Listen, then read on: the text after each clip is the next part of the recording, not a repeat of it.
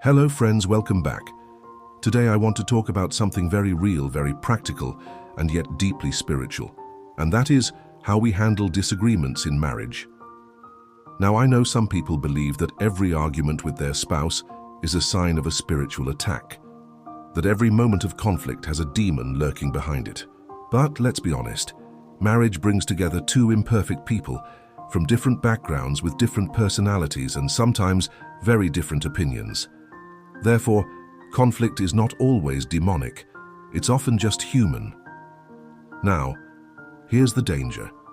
When you treat every disagreement as a spiritual attack, you create unnecessary tension. Think about it.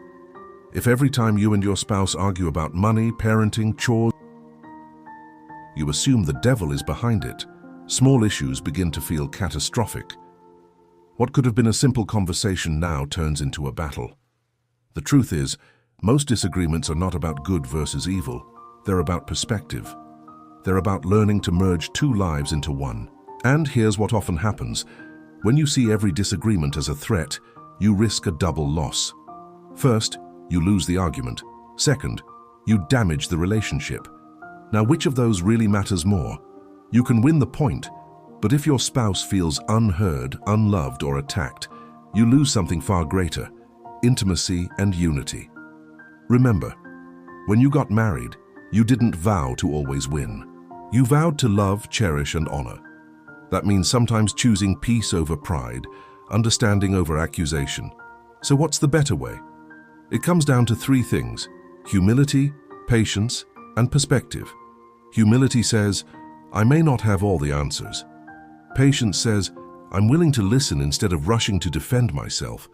Perspective says, this disagreement doesn't define us, it's simply an opportunity for us to grow.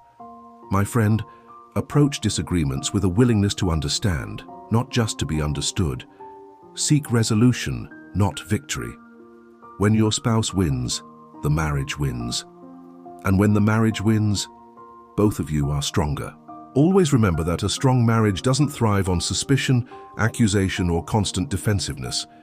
It thrives on grace, communication, and teamwork.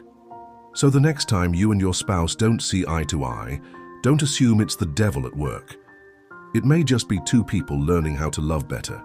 So choose connection over confrontation, and when you do, your bond will not only survive disagreements, it will grow stronger through them.